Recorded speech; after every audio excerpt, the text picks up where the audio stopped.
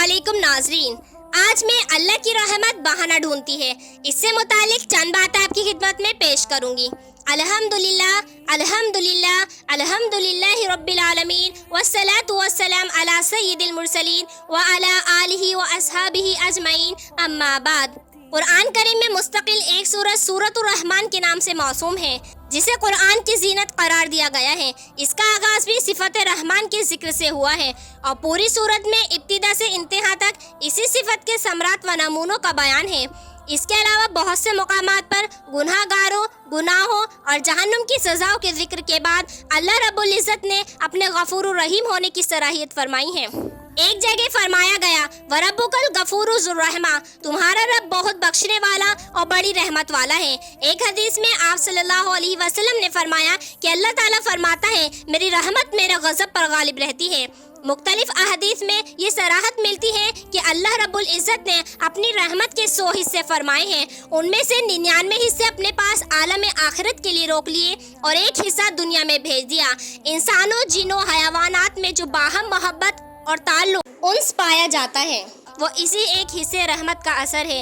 अल्लाह की इसी शान और रहमत का मुतहर है कि उसने अपने अहकाम से बगावत करने वालों और गुनाहों में मुब्तला अफराद को तौबा व इस्तग़फ़ार और अपनी तरफ रुजू का हुक्म देते हुए उनको नाउम्मीदी से निकाला है और अपनी रहमत की उम्मीदों की डोर उन्हें थमा दी है। चुनाचे कभी फरमाया, ए मेरे वो बंदो जिन्होंने अपनी जान पर ज्यादती कर रखी है, अल्लाह की रहमत से मायूस न हो। यकीन जानो अल्लाह सारे गुनाहों को माफ कर देता है, यकीनन वो बहुत बख्शने वाला और बड़ा मेहरबान है। बस तुम अपने रब से लो लगा लो। तीसरे मुकाम पर फरमाया, तुम अल्लाह की रहमत से नाउम्मीद मत हो जाओ। वाक़या ये है कि अल्लाह की रहमत बहाना ढूंढती है। बसा औकात बंदों की बहुत सी नेकियां बल्कि दिल से एहसास, नदामत, आंसू के चंद कतरे और माफ़ी के बोल अल्लाह की रहमत को जोश देने में कामयाब हो जाते हैं। अहदीस में जगह जगह जिक्र आया है कि एक बदकार औरत को प्यासे कुत्ते को पानी पिलाने के अमल पर अल्लाह की तरफ से मग़फ़िरत अता फरमा दी गई। इसीलिए आप सल्लल्लाहु अलैहि वसल्लम ने हिदायत दी है, वला तहक़िरन्ना शैअम मिनल मारूफ, तुम कभी किसी नेक काम को हरगिज़ हकीर और मामूली ना समझो। किसी नेकी को मामूली समझना और उसे छोड़ देना ये बेहद खतरनाक बात है। बहुत मुमकिन है कि इसी नेकी की वजह से अल्लाह की रहमत मुतवज्जे हो जाए और बेड़ा पार हो जाए। नेकियों को मामूली करार देकर उसे छोड़ देने का ख्याल डालना शैतान की मकाराना तदबीर है। इस दाम में फंसना बड़ी नादानी है। एक बुजुर्ग जो बड़े मुहद्दिस भी थे, जिन्होंने सारी उम्र हदीस की खिदमत में गुजारी, जब इनका इंतकाल हो गया तो किसी ने ख्वाब में उनकी ज़ियारत की और उनसे पूछा कि हजरत अल्लाह ताला ने कैसा मामला फरमाया। जवाब में उन्होंने फरमाया कि बड़ा अजीब मामला हुआ, वो ये कि हमने तो सारी उम्र इल्म की खिदमत में और हदीस की खिदमत में गुजारी और दर्स व तदरीस और तसनीफ, वाज़ो व खिताबत में गुजारी, तो हमारा ख्याल ये था कि इन आमाल पर अजर मिलेगा, लेकिन अल्लाह ताला के सामने पेशी हुई तो अल्लाह ताला ने कुछ और ही मामला फरमाया।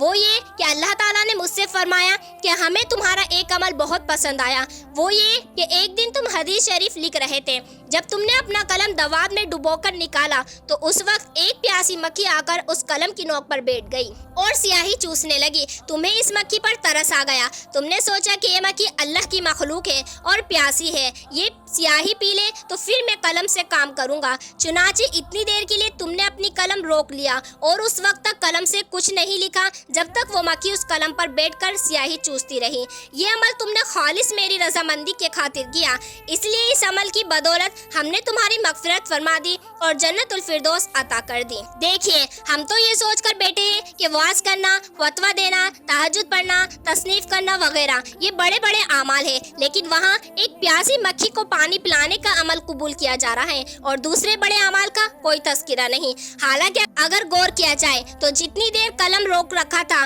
अगर उस वक्त कलम ना रोकते तो हदीस शरीफ का कोई लफ्ज़ ही लिख पाते, लेकिन अल्लाह की मखलूक पर शफकत की बदौलत अल्लाह ने मग़फ़िरत फरमा दी अगर वो उस अमल को मामूली समझकर छोड़ देते तो ये फजीलत हासिल ना होती। लिहाजा कुछ पता नहीं कि अल्लाह के यहाँ कौन सा अमल मकबूल हो जाए। वहाँ कीमत अमल के हजम व साइज और गिनती की नहीं है, बल्कि वहाँ अमल के वजन की कीमत है, और ये वजन इखलास से पैदा होता है। अगर आपने बहुत से अमाल किए लेकिन उनमें इखलास नहीं था तो गिनती के एतबार से तो वो अमल ज्यादा है लेकिन फ़ायदा कुछ नहीं। दूसरी जगह अगर अमाल छोटा सा हो लेकिन उसमें इखलास हो तो वो अमल अल्लाह ताला के यहाँ बड़ा बन जाता है। लिहाजा जिस वक्त दिल में कुछ नेकी का इरादा पैदा हो रहा है तो उस वक्त दिल में इखलास भी मौजूद है। अगर उस वक्त वो अमल कर लोगे तो उम्मीद है कि वो इंशाल्लाह मकबूल हो जाएगा।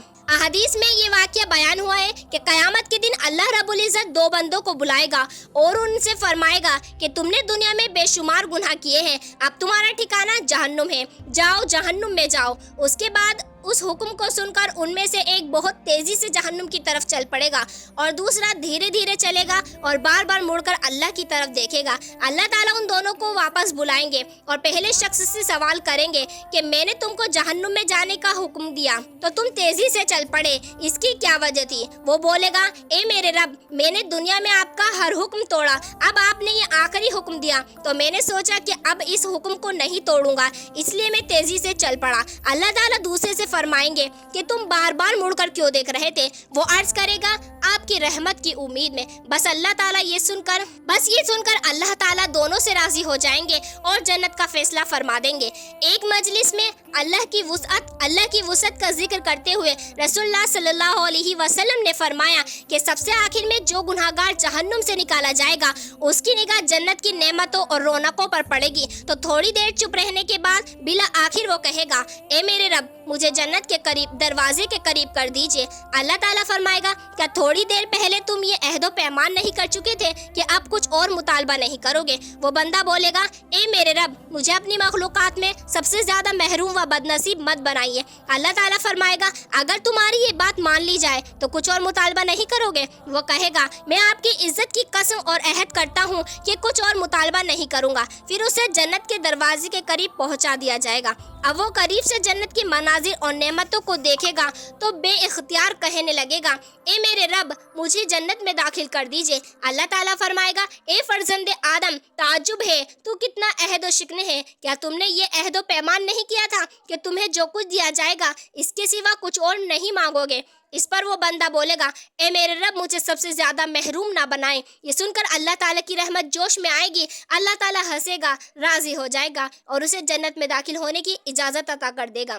और इसी पर बस नहीं, अल्लाह ताला फरमाएगा, तमन्ना, मजीद तमन्ना करो, मांगो। वो बंदा सारी तमन्नाएं रखेगा। अल्लाह ताला अपनी शान और रहमत से उसे बहुत सी चीजें याद दिलाएगा और आखिर में फरमाएगा, तुम्हें ये सब कुछ मिलेगा और इससे 10 गुना मजीद मिलेगा। वाकया ये है कि अल्लाह की रहमत बेहद और बेपनाह है। वो नेकियों के इरादे ही पर अजर अता कर देता है। वो एक नेकी का सवाब कम अज कम 10 गुना बख्शता है और इखलास के तनासुब से ये सवाब बढ़ता चाहता है, हत्ता के 700 गुना तक पहुंचा देता है।